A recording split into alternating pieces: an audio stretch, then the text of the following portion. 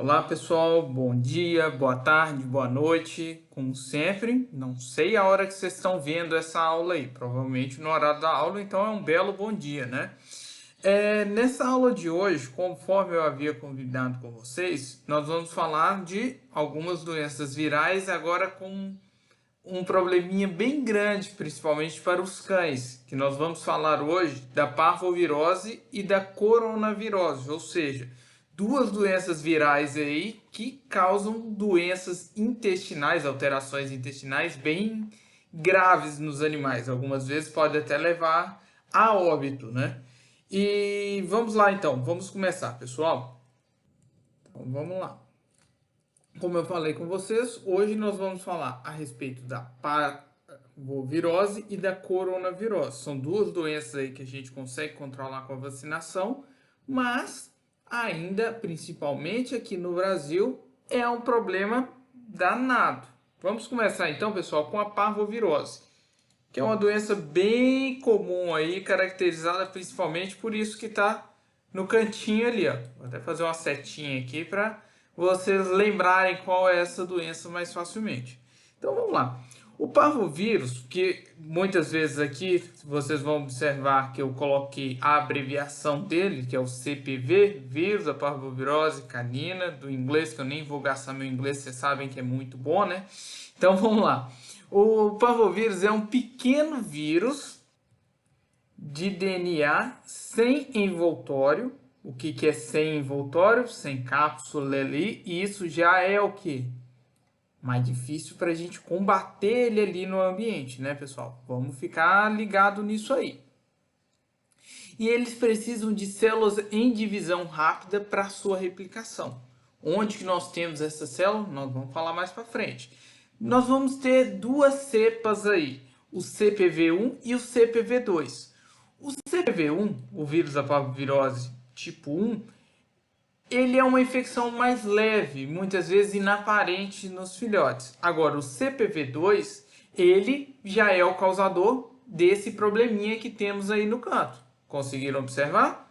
Que é o que? Essa diarreia infecciosa que muitas vezes nós temos. Essa aqui, ó. Olha que parece até que derramou um sangue aqui. Perfeito? Então vamos voltar lá. Entendido isso, então, pessoal? Então, ele é um vírus, como eu tinha falado, ele não tem um envoltório, ele é encapsulado, não tem uma cápsula. E como ele é desse jeito, ele é o quê? É um vírus muito estável no ambiente e resistente ao ambiente. Então, ele é fácil para a gente conseguir eliminar do ambiente? Não, fica a dica que ele é um pouquinho mais chato para a gente conseguir eliminar do ambiente. E há uma grande probabilidade que a enterite causada por esse vírus, ou seja, pelo vírus da parvovirose, seja uma das moléstias infecciosas mais comuns. Perfeito? Então vamos continuando. Essa doença, que pode ser o que? Fatal, ela é causada pelas cepas CPV2, diferente daquela cepa CPV1 que eu havia comentado para vocês no início, que ela é mais comum que infecções leves e inaparentes em filhotes, ou seja, não causa tanto transtorno, muitas vezes passa desapercebido. Aí desse aí nós vamos ter diversas cepas, o CPV2, CPV2A, CPV2B, CPV2C, ou seja, esses são mais modernos, entre aspas, foram crescendo a partir do tempo, eles foram aparecendo a partir do tempo, a partir de recombinações virais, beleza? O parvovírus, esses causadores dessas doenças entéricas, ele evoluiu de quê? De uma fonte desconhecida no período de 10 anos antes da adaptação completa aos cães e sua disseminação pandêmica no fim da década de 70. Antes disso, não tinha esse vírus tão adaptado aos cães como tem hoje, entenderam? E isso foi na década de 60 para 70 ali.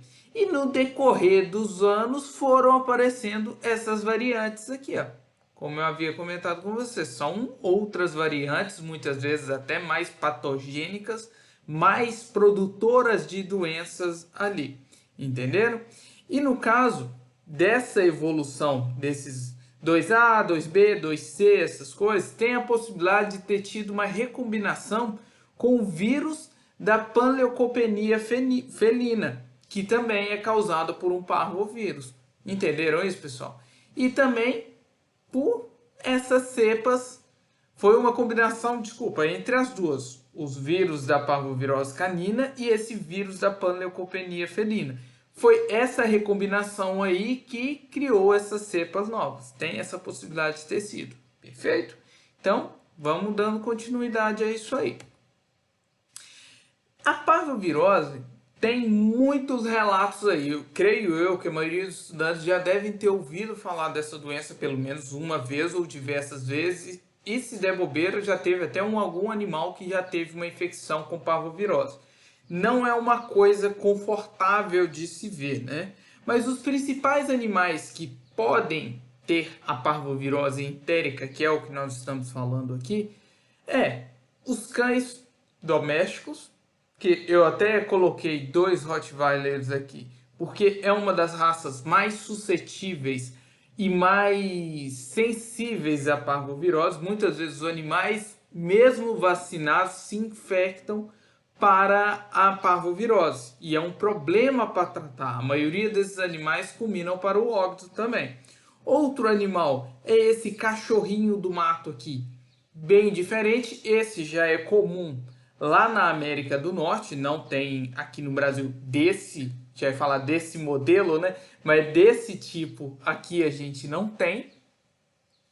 Mas nós temos também os coiotes. Aqui no Brasil tem coiote? Não, esse aqui já é comum lá do hemisfério norte também.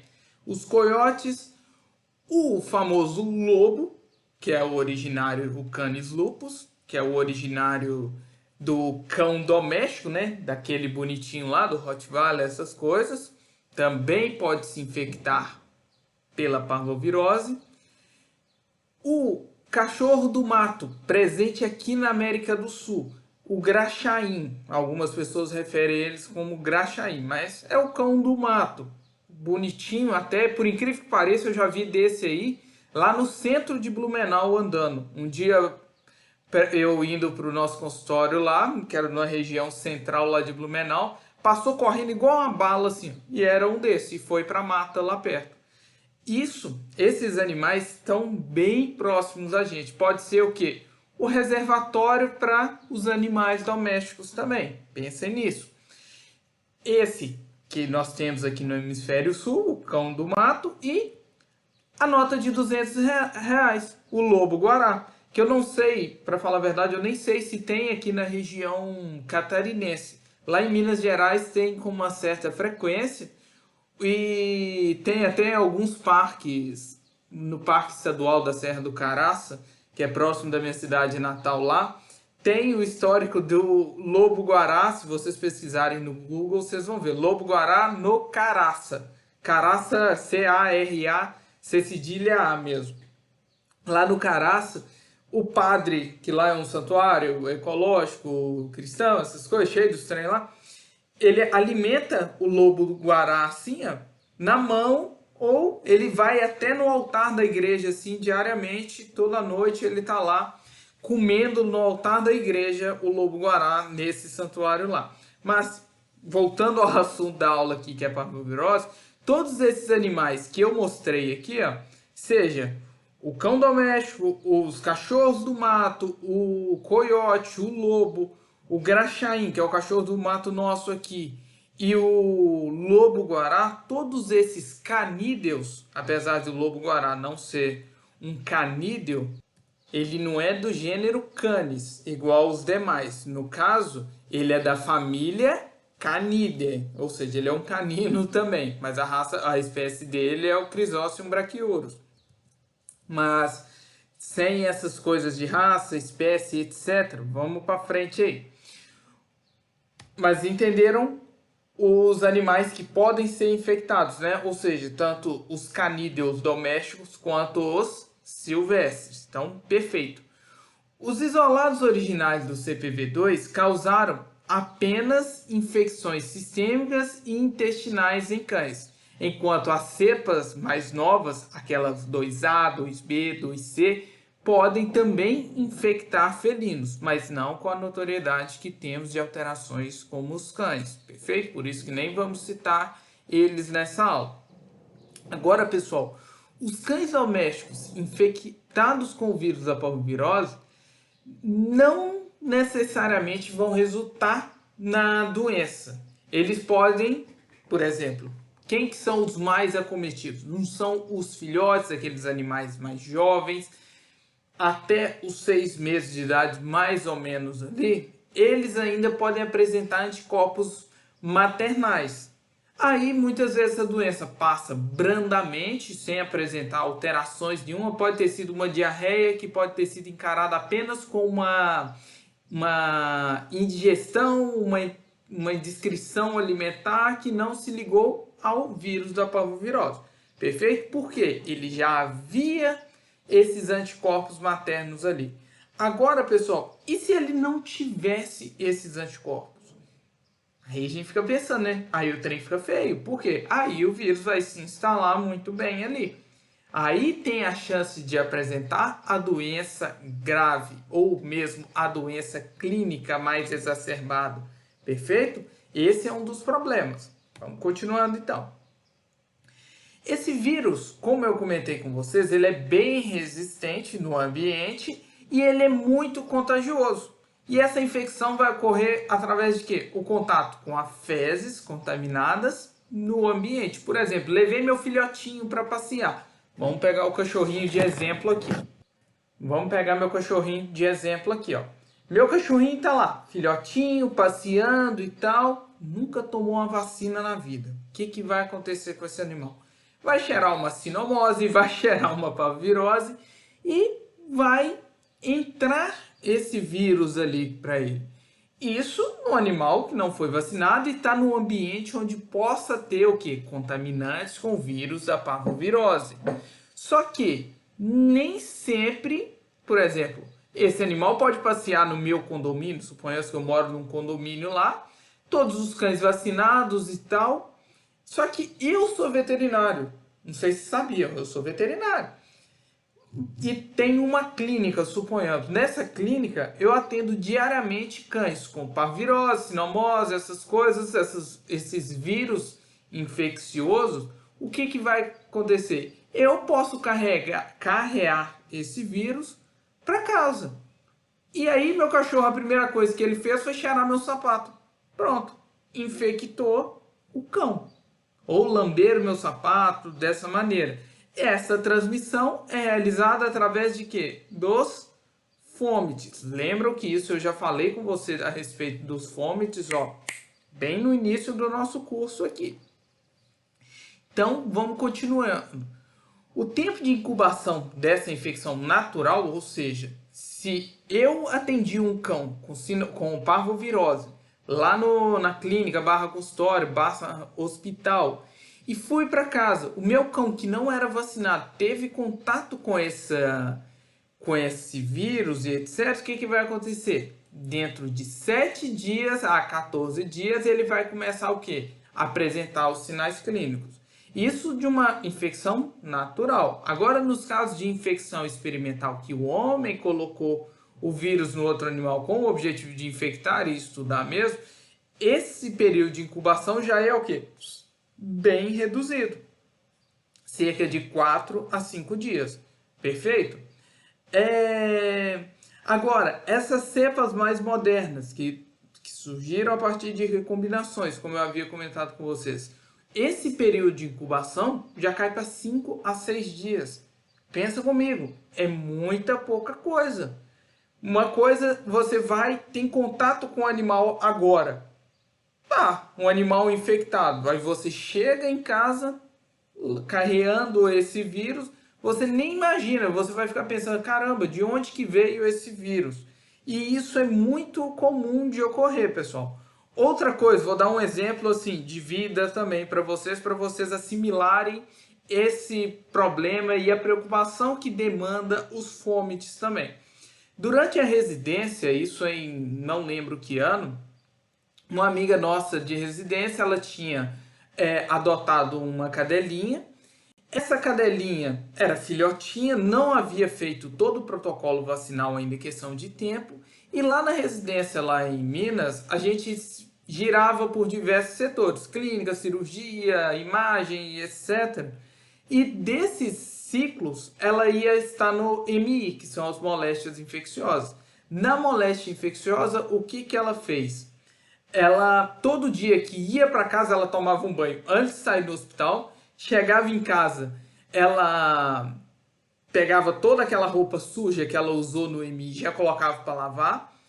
Se eu não me engano, ela pedia alguém para ficar segurando a cadelinha dela, enquanto ela ia tomar outro banho e vestir outra roupa sem ser do hospital. Isso para evitar o contato com os fômites. Entenderam? Tem que ter uma demanda assim de preocupação para isso aí. Perfeito? Vamos continuando a aula aqui, parando de caso. Essa enterite aguda, que é causada pelo vírus da parvovirose canina, pode acometer cães de qualquer raça, idade ou sexo, ou seja, não tem uma predileção sexual. Haja visto aqui o que? Animais de 6 semanas de vida a 6 meses são os mais susceptíveis. E algumas raças são os mais susceptíveis mais ainda. Igual eu comentei naquela primeira imagem lá do Rottweiler.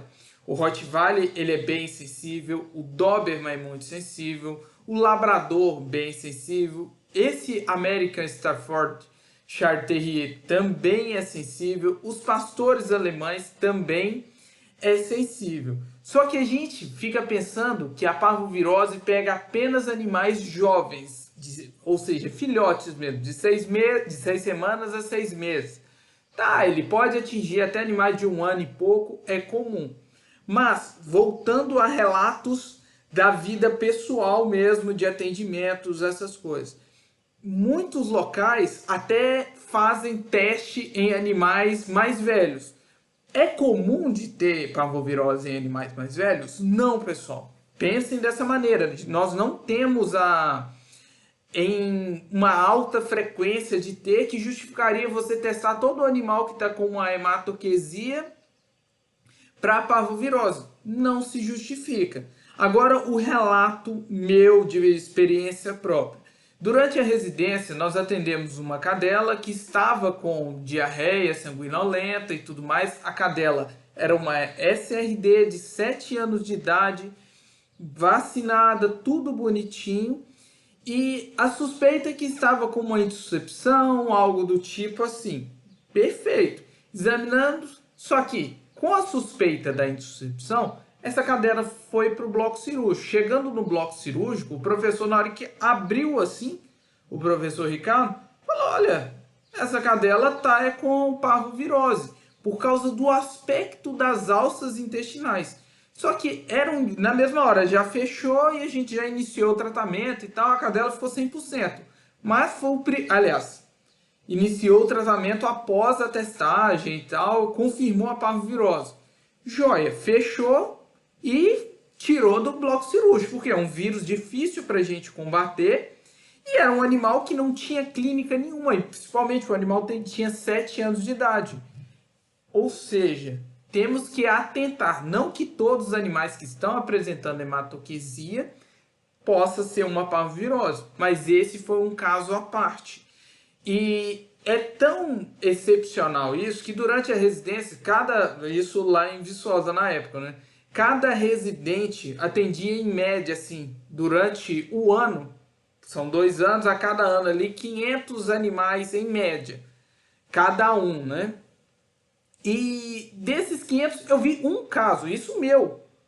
Agora se pegar de todo mundo lá gira em torno de uns 2.000, 3.000 casos anos lá, no mínimo.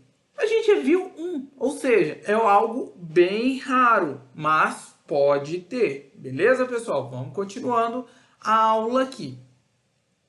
E esse vírus, a disseminação dele é bem rápida. Suponhamos que temos num canil municipal da prefeitura aqui de São Francisco do Sul. Não sei se vocês já foram lá, é um grande espaço, limpinho, bonitinho, mas vamos supor que entra um animal lá e todos os animais ali são jovens, chegou um ali com parvovirose. Gente, vai disseminar para tudo muito facilmente. Como que é essa entrada desse vírus ali, essa replicação? A replicação desse vírus vai iniciar no tecido linfóide da orofaringe, ou seja, vai ser bem no inicinho ali, na hora que ele inala isso aí, ou lambe ou deglute. A partir disso aí, ele vai migrar para os linfonodos mesentéricos e no timo. A partir então de uma viremia, a partir desses órgãos linfóides secundários, ele vai se replicar, ele vai causar uma viremia disseminada nas criptas intestinais do intestino delgado, e aí que é o danado, que na hora que ele dissemina para as criptas intestinais, aí que começam os sinais clínicos. Essa viremia plasmática acentuada, ela vai durar 1 a 5 dias após a aquisição da infecção. Ou seja, se a partir do momento que ele teve contato hoje, começou a se multiplicar essas coisas, essa viremia que vai fazer com que chegue nas criptas intestinais que vão causar os sinais clínicos, demora de 1 a 5 dias. Olha para vocês verem que interessante isso aí, né, pessoal? Então, vamos seguindo. Aí, onde que esse vírus, após essa viremia, vai se instalar? O primeiro local é o quê? O epitélio de revestimento da língua, da mucosa bucal e mucosa esofágica, ou seja, na entrada ali desse animal, né? Depois disso, vai para os tecidos linfóides, timo, linfonodo, medula óssea. Outros locais de infecção também é onde?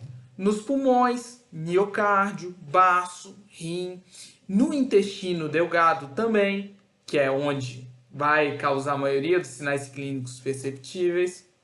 Entenderam, pessoal? Isso vai se espalhando dessa maneira, só onde vão se instalar. Então quer dizer que vai ter alterações em todos esses locais que eu comentei? Sim, vai ter. Nos pulmões, no miocárdio. Lembre-se do miocárdio aqui, ó. Essa é uma alteração comum que talvez vocês vejam em patologia. Mas, o que acontece, né? Aqui nós temos o quê? Uma imagem de uma cripta ali intestinal, que é aquilo de uma vilosidade intestinal, que a gente tem essa área ali. Qual que é o objetivo disso aí? Dessa estrutura aqui em cima de mim aqui, ó. Deixa eu até vir para cá. Qual que é a função dessa estrutura toda aqui? Não é aumentar a área de contato com o tecido para favorecer o quê? A absorção? Lembram disso? Para que são essas vilosidades intestinais? Para aumentar a superfície de contato e melhorar a absorção ali de nutrientes, de líquidos, etc. Entenderam? E essa é o que? Uma vilosidade. Normalmente, as células epiteliais das criptas intestinais amadurecem no intestino, nessa área aqui, ó. Entenderam? Então, elas vão migrando para esse epitélio germinativo das criptas aqui, para a extremidade da vilosidade. Para o quê? Deixa eu pegar a imagem aqui. Para chegar até aqui em cima. E isso é uma área de troca muito rápida de células, de crescimento, é uma célula de crescimento muito rápida. Vocês lembram no inicinho aqui da aula que eu havia comentado com vocês a respeito disso aqui, ó? Cadê? Pode ser fatal. Que precisam de células em divisão rápida para sua replicação. Entenderam? Olha para vocês que interessante. Esse local aqui que eu estou mostrando para vocês nessa imagem, esse aqui é um local que tem essa área, essas células de divisão rápida ali. Por quê? Isso é trocado diariamente. Entenderam? E aí, migra para o epitélio germinativo para a extremidade. Isso eu já havia comentado com vocês. Aí, após o amadurecimento dessas células, vai adquirir a capacidade de absorção e assimilação de nutrientes. Isso é o que? Essa cripta que eu estou mostrando aqui, estão vendo aqui, né? Normal. Agora, quando vem o vírus da parvovirose, o que vai acontecer? Ele vai infectar o epitélio germinativo dessas criptas, onde que está esse epitélio germinativo, essa porção aqui, que é onde vai crescendo as células novas ali. Perfeito? E vai causar destruição e colapso do epitélio, prejudicando a renovação celular e as criptas vão ficar menores, impedindo a absorção ali. Como que eu explicava isso para os clientes que tinham lá no hospital, por exemplo? Olha o exemplo melhor. Tá as criptas aqui, bonitinho, que isso vai aumentar o quê? A área de contato. Deixa eu pegar eu aqui de novo. A área de contato de quê? Do alimento, que está aqui em cima, com o intestino. Dessa maneira aqui, eu vou conseguir o quê? Absorver melhor os nutrientes. Só que, o que acontece com isso aí? Eu sempre comentava com os clientes que o vírus da parvovirose, o porquê causava diarreia sanguinolenta por essas coisas, porque derrubava isso aqui, ó. Ele consumia isso aqui. Isso aumentava a permeabilidade. Ele começa o quê? Perder líquido de dentro para fora, ou seja, de dentro do tecido para o lumen intestinal. Isso já causava a diarreia, liquefeita ali. E como o vírus atacava essas células aqui, rompia um pouco da membrana dessas coisas e expunha vasos, causando o quê? O sangramento. Isso os clientes entendiam perfeitamente. Ah, tá, agora eu entendi por que está sangrando. Você explicando isso para o cliente, você já ganha ele ali. Por quê? Pô, esse veterinário aí tá manjando os paranauê. Assim mesmo que a pessoa pensa, né? Então vamos dando continuidades aqui. Mas vocês conseguiram entender em relação à secreção, à absorção, tudo diminuído ali? Por quê? As células pararam de crescer ali. Essa cripta que antes era bonitona, assim, ó, o que aconteceu? Ela murchou, ficou baixinha, não cresce mais, isso diminui a área de contato e aí já dá um probleminha grande. Perfeito? Então vamos lá. O parvovírus vai também destruir os percussores ativos de leucócitos, circulantes e células linfóides. Uma das características que nós vamos observar na parte de diagnóstico é o que? A parvovirose ela causa uma leucopenia, muitas vezes uma panleucopenia. Isso, o que a gente vê? A gente vê uma neutropenia, ou seja, diminuição dos números de neutrófilos, e também uma linfopenia acentuada. Chegar muitas vezes no exame assim, manual, você chegar a zero ali, você não acha um linfócito. Acontece, pessoal. As infecções, nesses casos aí, tá, isso aí não é um problema, mas as infecções oportunistas podem agravar muitas vezes o quadro desses animais, entenderam? Aí uma coisa que é interessante também, pessoal, que é a excreção desse vírus, ou seja, o animal está infectado. Para ele iniciar a excreção dele, a eliminação dele para o ambiente, geralmente é 3 a 4 dias após a exposição. Ou seja, muitas vezes o animal, sem sinal clínico nenhum, ele está eliminando o vírus. E essa excreção viral vai ficar por mais tempo, ainda mesmo após a cura. Entenderam isso? O negócio não é aquela coisa assim, só de hoje e só de amanhã. Não, isso pode ficar até por semanas após essa cura. Entenderam? Então, pessoal, essa excreção desse vírus pode perdurar por um bom tempo. Então, não é aquela coisa de, curou, tá pronto. Não, esse animal vai excretar esse vírus por um bom tempo ainda. Agora, em relação aos sinais clínicos apresentados por um animal com coronavírus. As principais alterações com coronavírus, não, desculpa, com parvovírus. As principais alterações que nós vamos observar nesses animais são o quê? Gastrointestinal, na medula óssea e miocárdica. Fiquem a dica disso aí. Algumas vezes pode até apresentar algumas alterações neurológicas também. Os sinais gastrointestinais que nós vamos ter é o que? A êmese, ou seja, muitas vezes o animal apenas está apresentando quadros eméticos, mas nada, nada, nada, nada. E aí que depois de um dia, muitas vezes na hora que chega lá no consultório veterinário para um atendimento, essas coisas, ou na hora que interna esse animal, o que ocorre? Popularmente a gente fala assim, o cachorro explode.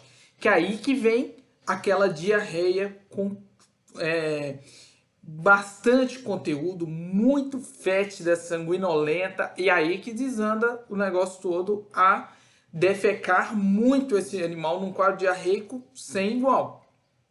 Com isso, com esses vômitos, com essa diarreia, o que vai acontecer? Vai acontecer uma desidratação. Muitas vezes, voltando no caso da diarreia, a diarreia a gente não consegue nem diferenciar se é um vômito ou uma diarreia, ou seja, se saiu por cima ou saiu por baixo. Não dá para saber por causa do tipo de conteúdo, mas por quê? De tão liquefeito é isso aí.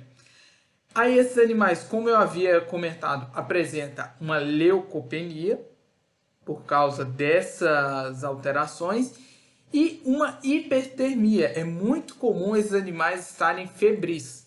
Só que tem picos de alta temperatura, picos de baixo. Vai aquela oscilação ali. Esses animais, para morrerem de hipotermia, é muito comum. Essa hipertermia é a febre. Agora, uma hipotermia causada por um choque hidroeletrolítico ali é muito comum. E esse é um dos problemas desses animais. Essa imagem que eu coloquei aqui, ó, ela está no Green.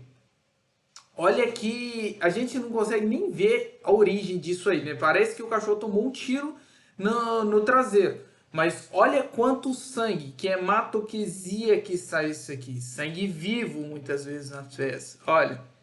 E esses animais vão a óbito muito rápido. O principal problema disso aí é o contato de quê?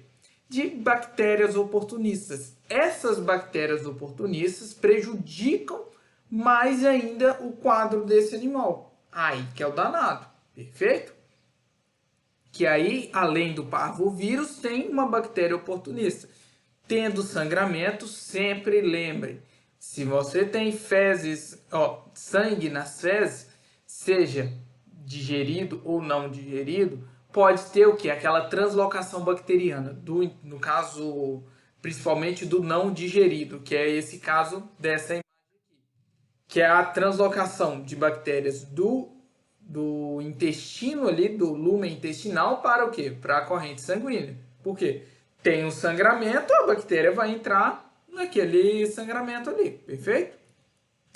Agora, em relação à fase neurológica, que eu comentei com vocês aqui atrás, que pode apresentar uma alteração neurológica, geralmente isso é resultado de uma hemorragia no sistema nervoso central, como se fosse um derrame, devido ao quê? A uma CID. O que é CID? É uma coagulação intravascular disseminada, é uma resposta exacerbada à inflamação que causa o quê? Microtrombos que podem levar o quê? A uma hemorragia também por uma hipertensão, algo do tipo, dentro da cabeça. Os desequilíbrios hidroeletrolíticos, hipoglicemia, também é um grande fator para causar uma alteração neurológica muito grande, que é a convulsão. Isso devido à hipoglicemia. Como eu sempre falei para vocês, durante um atendimento com o proprietário, vocês têm que explicar isso de uma maneira lúdica. Vocês têm que falar que, com uma hipoglicemia, o que vai acontecer? Vai ter uma espécie de curto-circuito no cérebro. Tendo esse curto-circuito no cérebro, o que vai acontecer? Vai travar tudo, os sinais todos ali, entenderam? Isso falando leigamente, né? Só que nós não podemos esquecer de algumas infecções virais concomitantes. O que é comum de ter em um filhote que está com parvovirose? Ele pode ter duas infecções virais ali ao mesmo tempo. A sinomose e a parvovirose. Entenderam? A sinomose, como todos vocês já sabem, já ela é mais característica a presença de uma alteração neurológica ali. Isso é bem comum. O que esse animal apresenta nessas alterações neurológicas, geralmente, além de convulsões, essas coisas que comentei? Tremores generalizados, uma dismetria na marcha, o animal anda uma perna mais alta que a outra, tipo uma ataxia também, uma hipermetria, alterações dessa magnitude. Mas não pode se excluir o quê? Essas infecções virais concomitantes. Perfeito? Então vamos para frente. A miocardite que eu comentei com vocês, geralmente elas vão ocorrer quando? Quando há infecção desse filhote no útero ainda, ou em filhotes com menos de 6 semanas de idade, ou seja, aqueles filhotes mais novinhos, né? E não vai ser um filhotinho o azarado ali, não, vai ser todos da ninhada ali. Muitas vezes eles apresentam morte aguda, muitas vezes sem apresentar diarreia, sem nada, sem sinal nenhum cardíaco. Olha aí. Ah, mas o animal morreu do coração. Mas como você não tinha sinal precoce nenhum? Clinicamente ele não apresenta nenhuma alteração cardíaca, ausculta, de ritmo, essas coisas. E alguns casos apresentam diarreia, recupera e morre coisa de meses mais tarde. Essa doença miocárdica cada vez tem sido diminuída, mas é a que causa o coração tigrado, que eu vou mostrar uma imagem para vocês, vocês vão entender ali mais para frente um pouquinho, perfeito? Para a gente diagnosticar isso aí, muitas vezes é clássico falar, nossa, é um filhote vira-lata, tá... falar vulgarmente, né? Desculpe as palavras. O cachorro tá cagando sangue. Isso é o que os outros chegam falando pra gente no consultório, né? Mas esse animal vai estar o quê? Apresentando fezes liquefeitas com um odor muito forte. Olha como é que muda a terminologia, né? Você vai ouvir o proprietário falando que ele está cagando sangue. Você vai escrever no prontuário o quê? Animal vem apresentando fezes liquefeitas com coloração avermelhada, sugerindo a sangue. Isso é o relato, porque você não tem como afirmar que é sangue ali pelo relato do proprietário. Beleza? Mas esse é um principal o quê? Indicativo. Aquele odor ali é indicativo. Por que indicativo? Porque tem outras doenças que causam essa hematoquesia igual. A minha antiga professora de microbiologia e de doenças bacterianas e virais lá em Viçosa, a Maria Aparecida, eu lembro até hoje, numa apresentação de trabalho, a gente estava apresentando um relato de caso de um cachorrinho que a gente acompanhou durante a graduação lá no hospital, que ele tinha parvo. E a descrição, quando eu fui para apresentar, eu falei assim, o odor patognomônico ali da parvovirose. Eu tomei xingo até quase sair da sala, de tanto que ela me xingou disso aí. Não existe um cheiro patognomônico para parvovirose. É um cheiro de hematoquesia. Qualquer diarreia hemorrágica vai apresentar esse odor ali. Perfeito, pessoal? Então, eu até deixei em negrito aqui que não é um sinal patognomônico. Perfeito?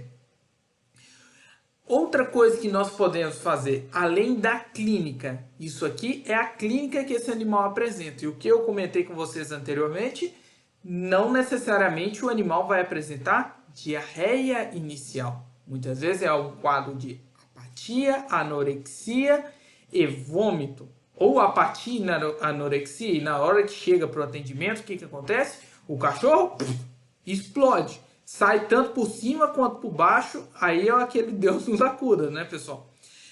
Perfeito? Esses são o quê? Os sinais clínicos aqui, essa característica principal é o quê? Essas fezes tendo sangue ali, parcialmente digerido ou sangue vivo. Aí, uma das coisas que nós podemos fazer para diagnóstico é o quê? O monitoramento dos níveis leucocitários. Isso vai indicar para a gente o quê? A gravidade dessa doença. Quanto mais linfopênico, quanto mais leucopênico, quanto mais pancitopênico esse animal estiver, maior é a gravidade da doença e maior a evolução dessa doença. Se ele está com os níveis normais de leucócito, de monócito, de eosinófilo, essas coisas, tá ok. Esse animal está no início da doença ali. Agora, se o trem já está todo lá para baixo, se está com alteração em toda a série vermelha e branca desse animal, a situação desse animal o quê? Tá bem grave e já evoluiu bem esse vírus. Joia, né? Então vamos dar continuidade. Para a gente diagnosticar a parvovirose, a gente pode usar testes de antígeno de ELISA, algumas vezes com fezes do animal, garante uma especificidade, pô, identificou ali, perfeito, mas tem uma pouca sensibilidade. E geralmente no início dos sinais clínicos, porque depois ele não vai eliminar o vírus ali tanto, entenderam? Outra coisa que podemos fazer é o PCR, como exame de sangue, sorologia ou até do conteúdo fecal, e a imunocromatografia, que é o teste rápido, igualzinho o teste de gravidez, que é comum. Tem o de coronavírus e o de parvovírus, tudo em um kit só. Perfeito, né?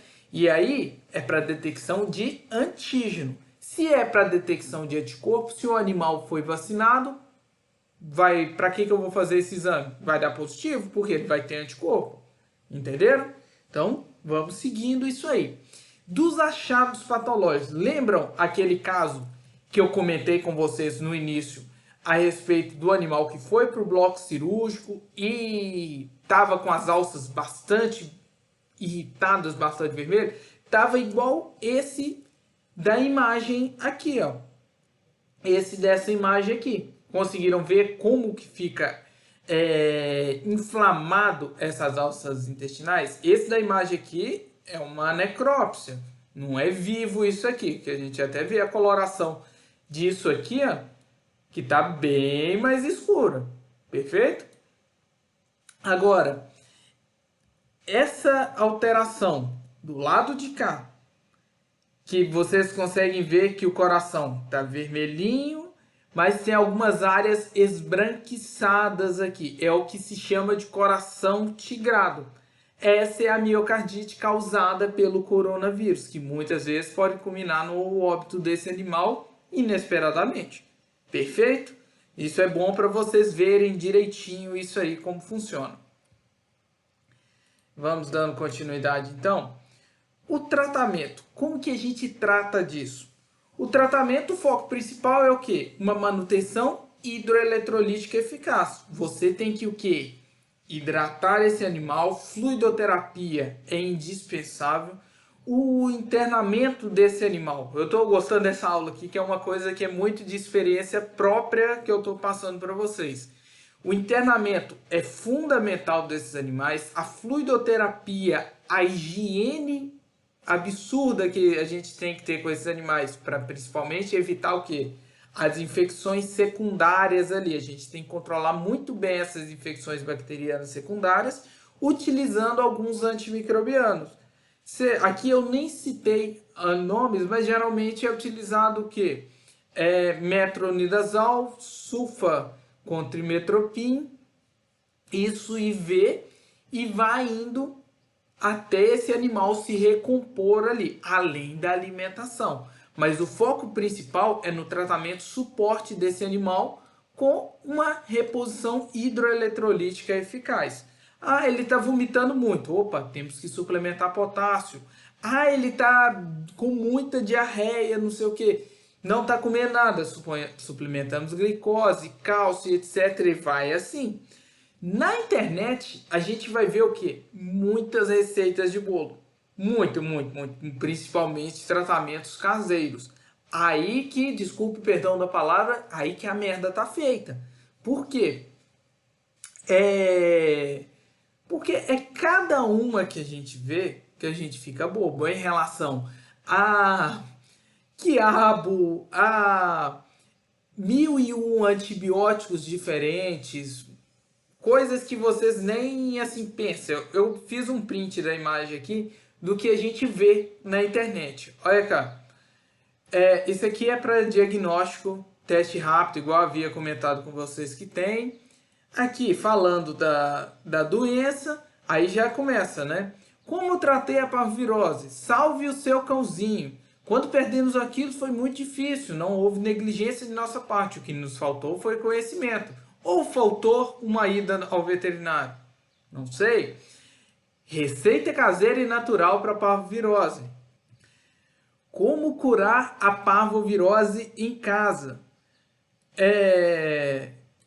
Nós vamos ver o que? Muitos desses vídeos em casa, assim, com tratamento em casa e tal. E muitas vezes o tutor já tentou essa lista, essa playlist de vídeos aqui toda. E aí o que acontece? Chega lá com o cachorro na tábua da beirada. Tem muito o que fazer? Não. Então vamos dar continuidade aí, pessoal. Para prevenir, então, para tratar eu comentei, para prevenir como que eu faço? A principal forma de prevenção é o que? A vacinação. Tá aqui a Nobivac DHPPIL, que é bem tranquila de se encontrar, ou Vanguard, a maioria das vacinas comerciais de uso para cães tem para o que? Parvovirose, igual aqui está escrito a parvovirose. Outra coisa da prevenção, eu até comentei a respeito da coleguinha minha lá da residência, o cuidado no manejo. Agora só mais um caso aqui rapidinho. O cuidado no manejo. Por exemplo, lá em Viçosa, o setor de moléstia infecciosa era ao lado da triagem. Antes da gente entrar, o que acontecia? Antes da gente entrar na residência, os antigos residentes eram em menor número.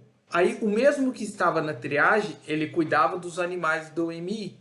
O que acontecia? Muitas vezes o animal ia para castração em um dia, voltava uma semana depois com parvovirose. O animal estava clinicamente bem. Por quê? Esse manejo ali estava errado. O residente ele não estava tomando os devidos cuidados ali para evitar essa infecção. Perfeito? Agora, os fômites. Muitas vezes a gente não tem um animal vacinado em casa, mas caminhando pela rua com tênis, sapato, calçado sujo, você leva o vírus para casa.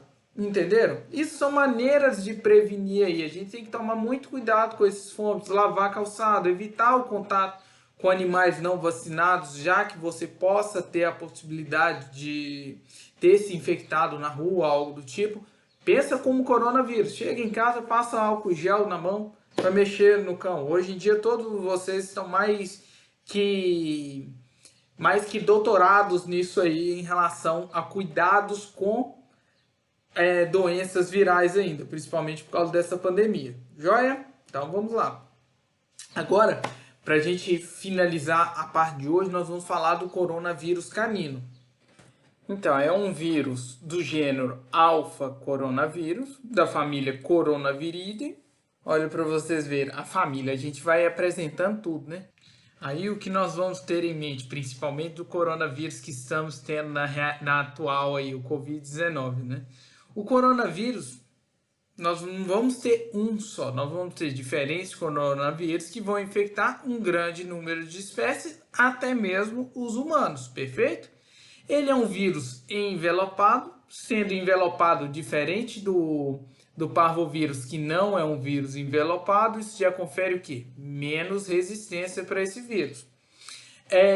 Porém, tem uma grande sobrevida em temperaturas congelantes. Vamos supor, tem o coronavírus lá na Sibéria, ele vai ficar muito tempo viável. Agora, a partir do momento que está lá 20 graus, 30, é coisa de horas para eliminar esse vírus ali. Esse do coronavírus canino, pessoal. Perfeito? Então vamos para frente. Esse vírus que eu coloquei aqui, esse CoVC aqui, é o Covid de cachorro. O CoVC aqui, ele foi isolado em cães militares no início da década de 70 Isso devido a uma enterite infecciosa que pegou um grande plantel lá desses animais. Desde esse isolamento em 1971, ocorreram vários surtos com isolados de coronavírus similares. Aí que já foram o quê? Pô, esse aqui tá igual esse, igual. Então, aí é alguma coisa, né? Aí que a gente começou a denominar com o quê? Com coronavírus canino ali. Ele é altamente contagioso e dissemina-se por rapidez dentre os cães susceptíveis, semelhante ao parvovírus, se a gente parar para pensar, né? Porém, ele vai infectar todas as idades e raças, como eu tinha falado da parvovirose. Os filhotes de mães soronegativos, ou seja, de mães que não foram vacinados, são os que são acometidos gravemente. São aqueles que não tiveram anticorpos ali para isso aí.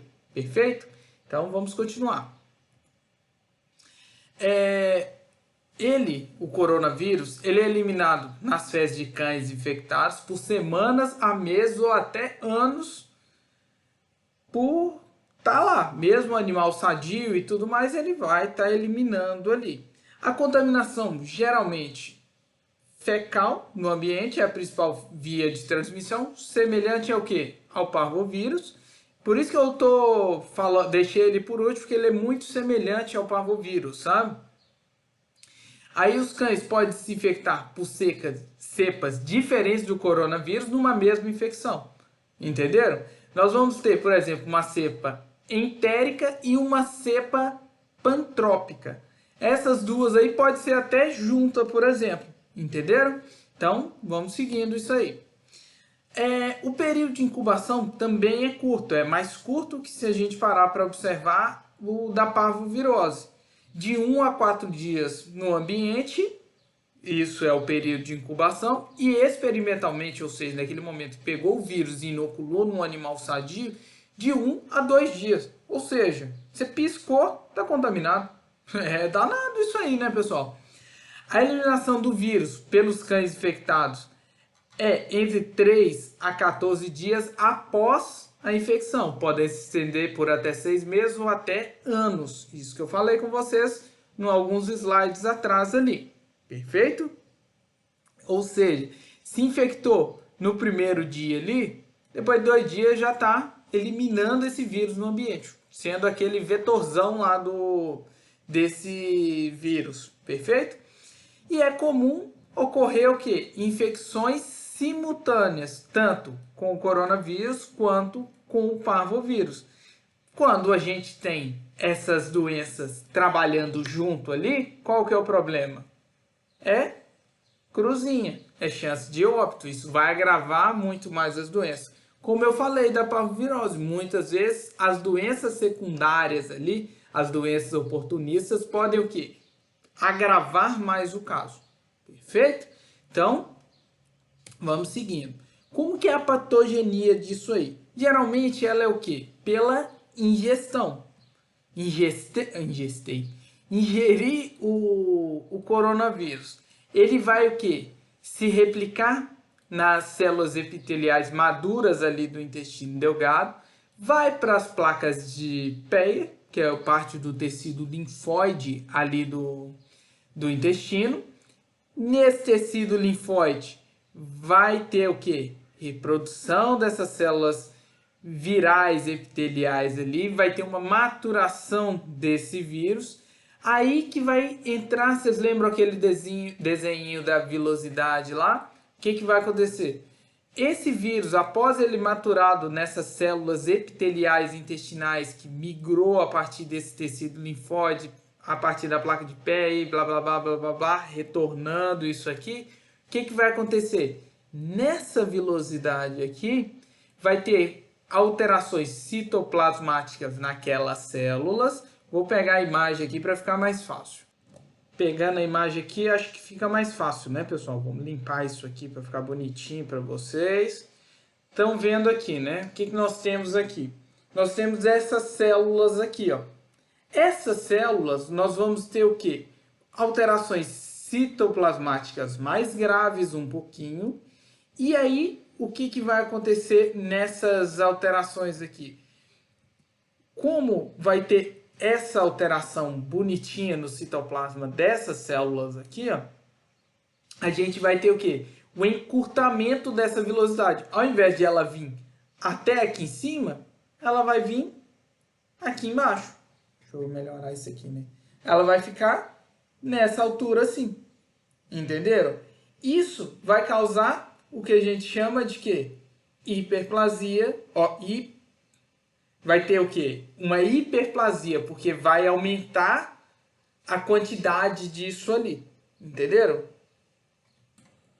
Entenderam aqui? O que vai acontecer então? Ao invés dessas células ficarem hiperplasiadas, destruídas como ocorre no coronavírus, que destrói tudo isso aqui, ó, igual estava aquela imagem, isso aqui, tudo aqui, ó, é o que? Destruído no parvovírus. Agora, no coronavírus, essas células aqui vão ficar hiperplasiadas. Vai aumentar de volume aqui e isso vai diminuir o quê? A altura desse epitélio também.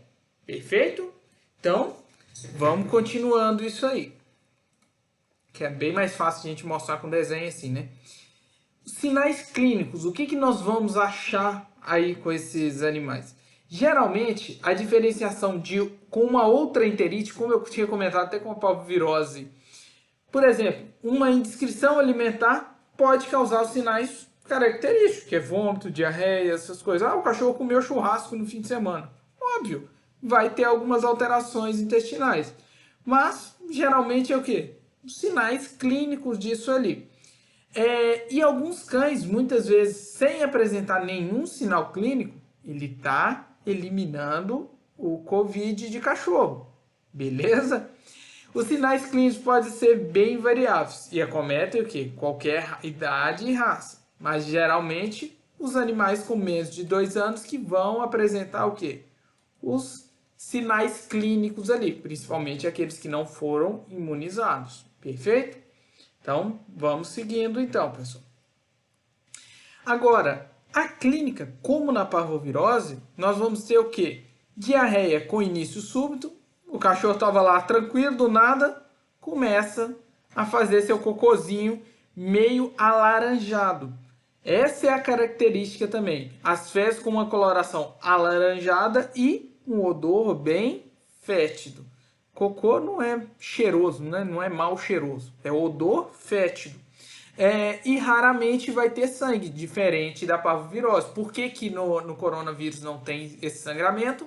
Porque não tem destruição das vilosidades. Perfeito? Agora, o que esse animal vai ter também? Além dessa diarreia alaranjada, pode ser precedida de quê? Vômitos. Inicia com um quadro emético e evolui para essa diarreia. Aí depois que ele explode. Lembre-se dessa ideia aí, né? Mas não é o termo correto de se falar, né? Aí inicia-se uma diarreia aguda, não que ele explodiu. Explodiu é meio um termo mais leigo de falar e mais fácil de falar. Mas como futuros médicos veterinários, é uma diarreia aguda, perfeito? Então, muitas vezes esses animais vão apresentar o quê? Uma letargia, anorexia. E não é comum, como no caso da parvovirose, a presença de quê? De hipertermia, de febre. Esses animais não têm febre. Ah, mas meu cachorro tá com coronavírus, ele foi lá no supermercado, mediram a temperatura. Chegou lá, mediu a temperatura dele lá com o negocinho de medir, deu 38,3, tá sem febre, ele tá sem coronavírus? Tá. Provavelmente está sem ou com, não dá para afirmar com a temperatura, porque geralmente ele não causa febre, perfeito? Então, vamos seguindo. Nos casos mais graves de coronavírus, pode ter uma diarreia que vai se tornar aquosa. Quando se torna aquosa, pode levar ao quê? A um desequilíbrio hidroeletrolítico. Aí que o negócio começa a apertar para o lado do cachorro. Que aí vira um caso que pode até culminar em óbito, entenderam? Alguns casos, tem alguns relatos também de secreções oculares e nasais concomitantes com o coronavírus. Dá para afirmar se é verdadeiro? Não dá, porque foram alguns casos isolados. Pode ter sido uma infecção secundária, entenderam? A maioria dos cães que estão infectados pela coronavírus entérica vão melhorar dentro de quê? De 8 a 10 dias. Aí ele fica jóia. Agora uma outra cepa. Isso quando não tem o quê? Fatores secundários. A partir do momento que tem uma infecção secundária ali, aí já vai ficar pior um pouquinho para esse animal. Perfeito? Agora, cães infectados com coronavírus pantrópico já vai ser o quê? Semelhante à parvovirose. A mesma coisa. De clínica vai ser o quê?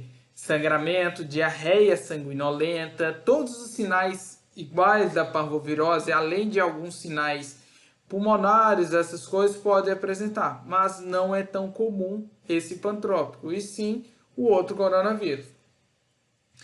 Para a gente diagnosticar esse coronavírus, como que a gente faz? É bem difícil a gente estabelecer um diagnóstico assim definitivo, por causa dos sinais clínicos. E é necessário que fezes frescas, podendo muitas vezes dar um resultado falso negativo, que esse é um dos problemas, né? Geralmente pode-se utilizar o PCR para identificar o vírus, testes imunológicos para anticorpos, mas o ideal que a gente muitas vezes afere é o IgG. O IgG ele não está o quê? Secretado na mucosa. O IgG é o anticorpo de memória ali e tal, mas o ideal seria quantificar o IgA, que é aquele secretado na mucosa lá dentro. E no mínimo a gente precisa de 10 dias de infecção. E o que eu tinha falado com vocês aqui? Que esse animal tem uma recuperação após 8 a 10 dias. E aí? Depois desse tempo aqui, para que eu vou testar se o animal já está ok? Em poucas palavras, né? Também temos, pessoal, alguns testes rápidos para detecção de antígeno, tanto para parvovirose quanto para o coronavírus. Esse é um teste rápido comercial, é tipo aquele teste de gravidez, só que é feito com cocô. Você pega a amostra fecal do animal, dilui numa solução tampão, pinga os reagentes lá e põe no aparelhinho pequenininho. Colocou, espera uns 10 minutinhos, corou as fitinhas lá. Ah, beleza, é positivo ou negativo. Tá com a presença do quê? Do antígeno, ou seja, a presença do vírus. Estão vendo que é AG aqui é antígeno, não anticorpo. Aí é mais tranquilo. Perfeito? Então, vamos seguindo. O que a gente vai ver de achado patológico nesses animais? Um pós-mortem, por exemplo, de Covid de cachorro entérico.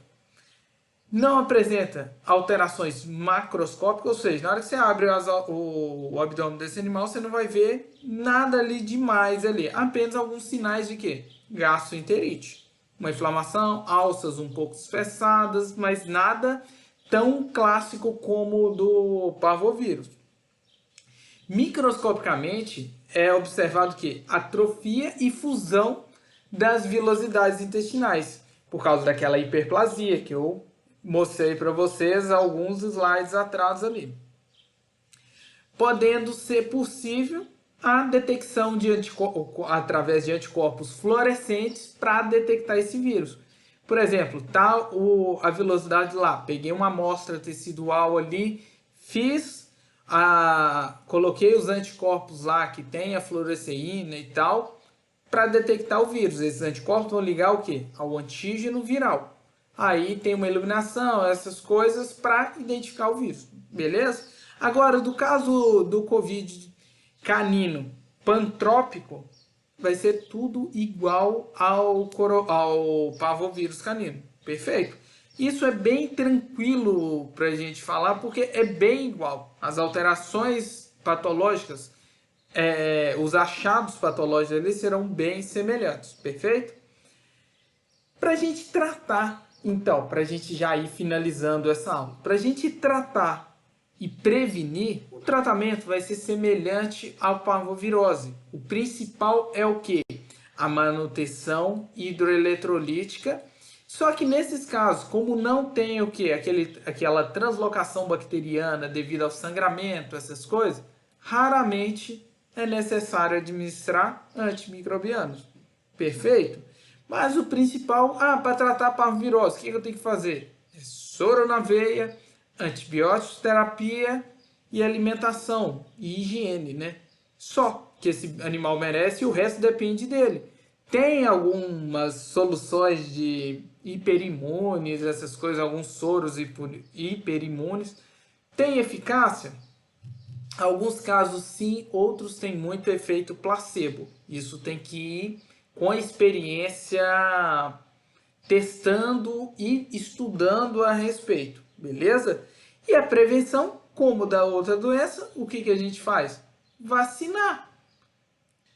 Vacinar. Só que vocês estão vendo uma coisa no vídeo aqui que não faz sentido, né? A prevenção baseia na vacinação dos cães infectados. Para que eu vou vacinar cão infectado? Corrige isso. Então, é o que? Prevenção vai basear na vacinação dos cães susceptíveis, aqueles que estão susceptíveis. Para que eu vou vacinar um animal positivo para coronavírus? Apenas para forçar mais o sistema imune dele ali? Vamos pensar um pouquinho. Eu deixei isso ali aquela hora, foi para vocês prestarem atenção mesmo. Perfeito, pessoal? Na próxima aula, então, que provavelmente será na aula prática, no horário de aula prática, eu vou falar da sinomose, que é uma outra doença viral bem cruel aí para os cães, né? Para os pequenos animais, para mim, é uma das mais cruéis e é a que mais mata animais por aí. Perfeito, pessoal? Então, fica assim, então. Na próxima, a gente vai conversando aí. Qualquer coisa, dá um like aqui embaixo aqui e a gente vai conversando. Então, um bom dia para todos vocês.